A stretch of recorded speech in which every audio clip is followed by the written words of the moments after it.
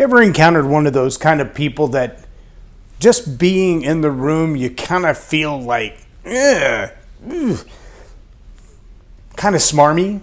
You know, it's like they walk in the room and without saying a word, and it's not their cologne, it's not the clothes they're wearing, it's just them.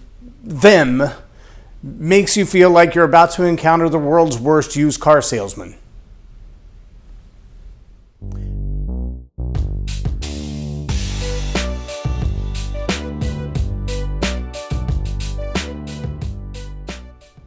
I'm Loren Norris with Leading Leaders Podcast. I've been working with a client recently who is working on a new project called 4D Connections, and it is a powerful new way of looking at communicating. One of the things that we've been discussing and looking for just the right elements of, and I'm not going to let the whole cat out of the bag, but I'm going to let you see the cat's tail kind of twitching out of the bag today. We've been looking at the idea of demonstrating what it means to be more dynamic in your communication. And part of her viewpoint on this, it's really powerful. It's the idea that we all know about words and body language and tonality and blah, blah, blah, blah, blah. Every communicator at every level has heard that at some point, and some people tend to get the math off a little bit. But ultimately, 7% of what you say is words. The rest of it is communicated in another way. And yet, there's something about the presence of someone that's way more than their words, their body language, or their tonality. It's something about the person themselves that when they walk into the room, you either feel like, well, I kind of like them, or I really don't like them.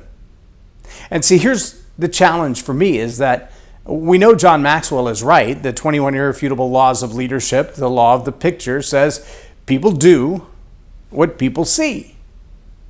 We also know from a little bit of neuroscience or basic psychology this thing called mirror neurons, meaning if I stand here with my fingers on my face the whole time, you're going to be wondering, why is he touching his face? And eventually you're going to start to wipe your face, trying to figure out what is on your face that I'm pointing at, because your brain is telling you there's something here that's causing me to do this, or to do this. Or if I watch you do this long enough, eventually I'll start doing it. Or if I do this long enough, eventually you'll start doing this. And our mirror neurons kind of pick up on those things. That's how babies learn to walk and talk and do about half of what they do. Everything else they just stick in their mouth and taste it.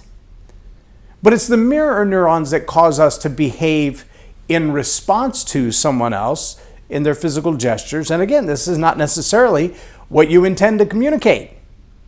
If you're not intentional about what you show people, then what they see you do is what they do, and what they see and what they do is not what you would have intended for them to do, because you're not being intentional about what you're showing. You follow me so far? See, there's this other level of communicating that looks and feels like your presence in the room even when you haven't said a word. And we all know someone whose cologne kind of leads the corner. You're like, oh, that one's here again. And maybe it's that rich brand of perfume and you're like, oh yeah, it smells like Prada just showed up. Or maybe it's just something about the labor of laughter that leaves the building with the reverberance of their volume. Maybe it's just a subtle way that they show up and everybody feels at ease, and you think to yourself, how do they do that? There's something in communicating that we've got to be more intentional about, that we demonstrate unintentionally. And we've got to learn to demonstrate it intentionally. In fact, not only learn to demonstrate it intentionally, but decide what it is that we want to intentionally demonstrate. And I think that's a masterful part of communication that many experienced communicators have figured out. But it's something they hold close to their chest. They don't reveal that to everyone. The process, the stages of communication, the stages of growth and maturity as a person that allow you to reach that place where your influence precedes your words, precedes your body language or your tone of voice, where just your being there is magnetic. Some call it charisma. Some call it a magnetic personality. I can tell you only in recent years have I begun to experience it on a different level, and that is, the older I get, I guess the mellower I get. And the more mellow I get, the more I seem to attract grandchildren and pets. Like a magnet.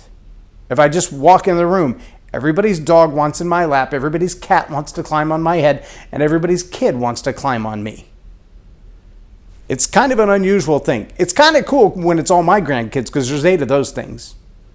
Then those little guys, I love them climbing all over me. I love it when I get a FaceTime from one of them and they just yell "Puppy" the minute they see my face. That lights me up. But there's something about that same kind of energy that's transferred when I'm around somebody else's kids. And that's pretty powerful too. Are you intentional about the presence of who you are before you walk into the room? Have you already decided what kind of somebody you want other people to see? Because people do what people see. What are you showing them? I'm Loren Norris with Leading Leaders Podcast for Tell It Like It Is TV. Have a blessed day.